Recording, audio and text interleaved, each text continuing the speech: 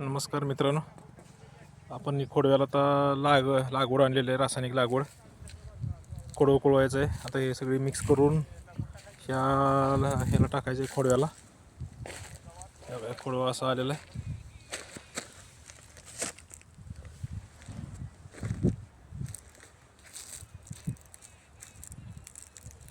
इकडं आहेत आई पप्पा, घाण काढतात इकडची, आणि मी इकडं असं आलेला आहे आज.